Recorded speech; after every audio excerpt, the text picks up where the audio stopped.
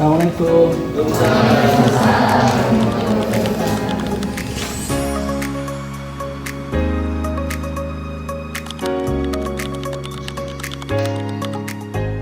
Bismillahirrahmanirrahim. Assalamualaikum warahmatullahi wabarakatuh.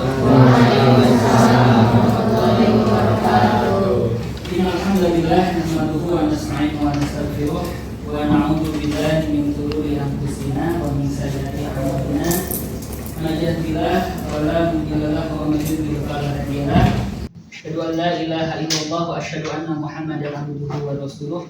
Allahumma shalli ala sayyidina Muhammad wa ala alihi adada kamalillah wa kama yaliqu bi kamali.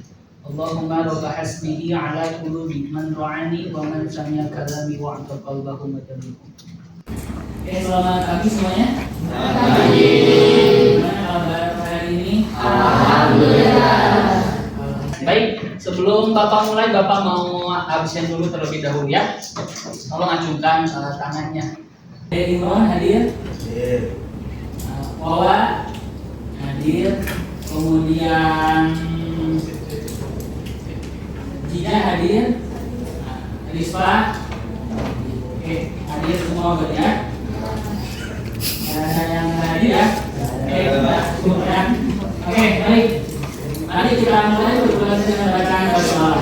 Bismillahirrahmanirrahim. Itu materi sebelumnya kita sudah membahas terkait tentang makna ulumul hadis dan ilmu hadis, kemudian makna hadis, sinonim hadis, ada sunnah, khobar ya. Nah, itu kita sudah bahas sebelumnya. Kalian udah paham? Paham ya? Ilmu hadis itu apa sih? Ilmu yu'rafu bihi ahadisu Rasulillahi sallallahu alaihi wasallam. Suatu ilmu untuk mengetahui hadis Nabi sallallahu alaihi wasallam. Baik, sebelum kita mulai materi selanjutnya, seperti biasa, Bapak akan melaksanakan kuis. Silahkan dibuka HP atau laptopnya masing-masing.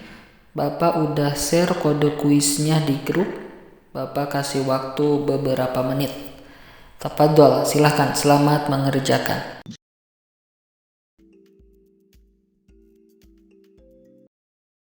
Alhamdulillah, kita sudah melaksanakan kuis. Bapak akan menampilkan beberapa mahasiswa yang mendapatkan nilai tertinggi. Selamat bagi yang mendapatkan nilai tertinggi. Kita kasih aplaus bersama.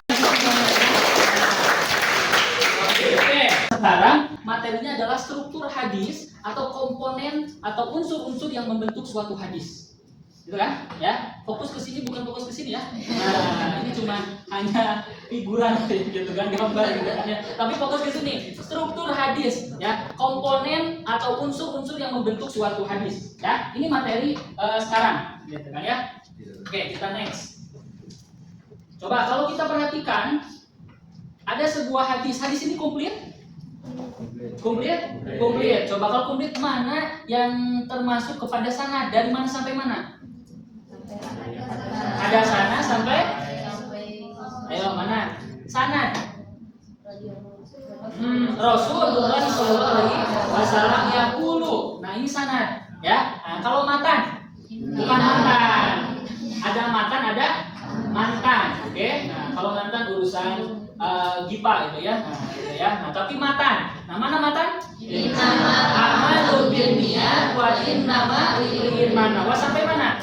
Fahijratuhu ila ma hajara ilaihi. Itu adalah matan. Sekarang mana mukharij? Hah? Sahih Bukhari. Ini mukharij. Rawi pertama mana? Rawi pertama.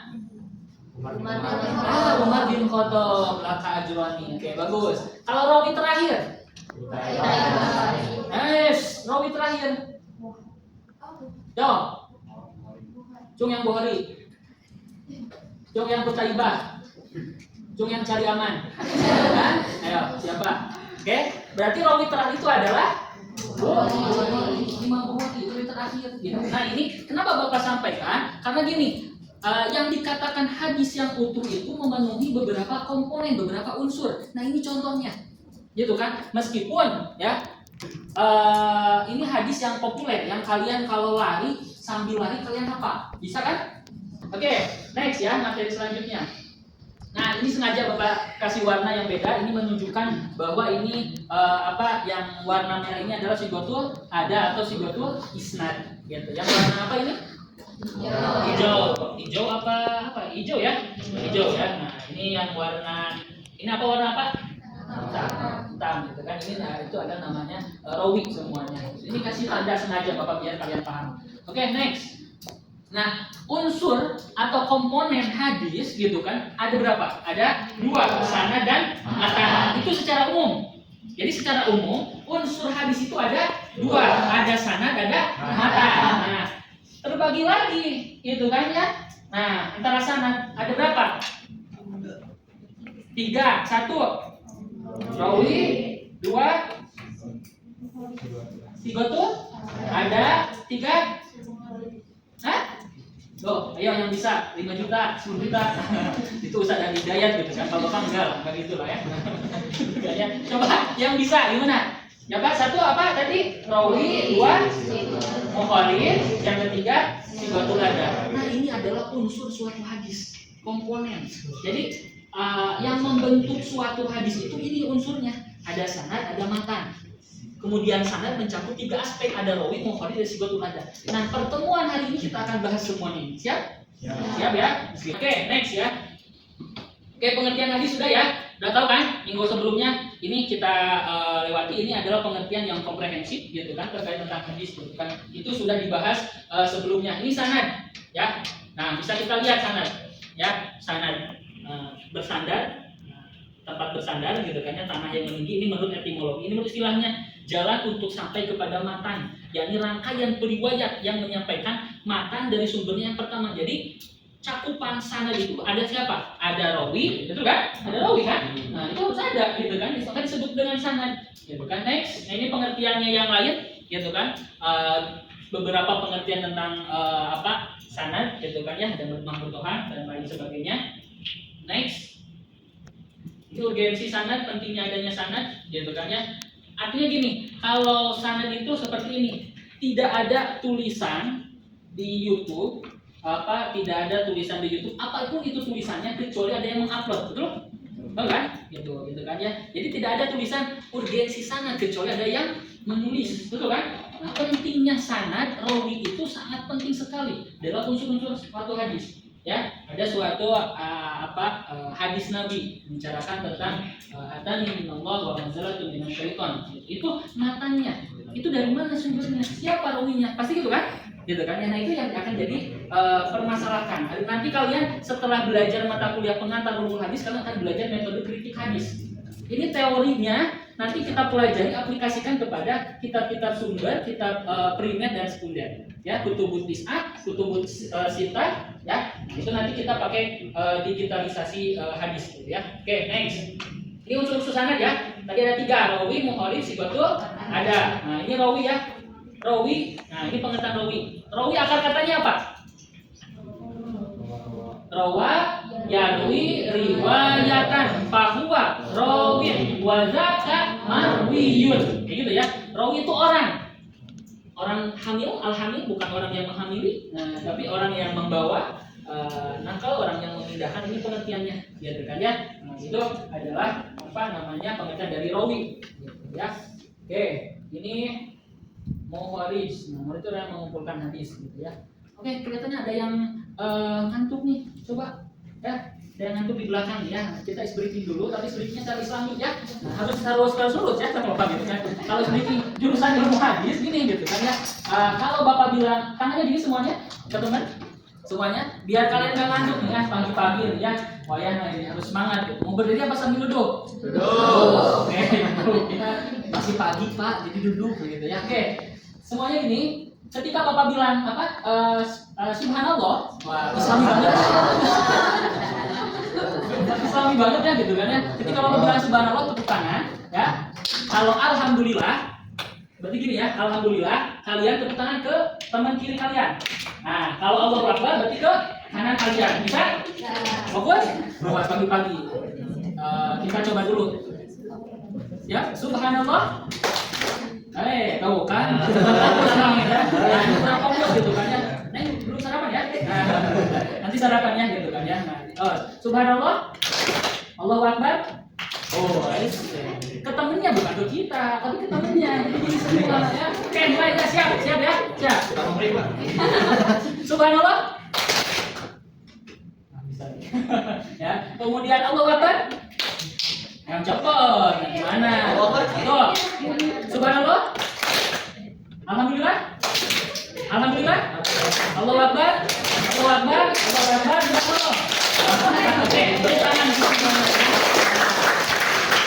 Oke, baik, itu speaking yang biar kalian tidak ngantuk di pagi hari gitu kan ya. Nah, oke, next materi selanjutnya, slide-nya ini adalah tata cara periwayatan. Ini ada 8 asima dan lain sebagainya. Kalian di sebuah hadis akan menemukan tentang hadasana, hadasani, kemudian sami'na, qara'tu ala. Nah, ini ya tata cara periwayatannya gitu ya. Oke. Gitu ya. Next, ini matan gitu ya. Nah, matan ini adalah ungkapan atau pernyataan di akhir sanad. Ini yang paling pokok. Ya, ini yang paling pokok, benar nggak? Ya, ada sebuah hadis tapi isinya apa? Betul kan? Ya, ada sebuah hadis tapi isinya apa? Nah, ini namanya matan. Gitu kan ya, matan.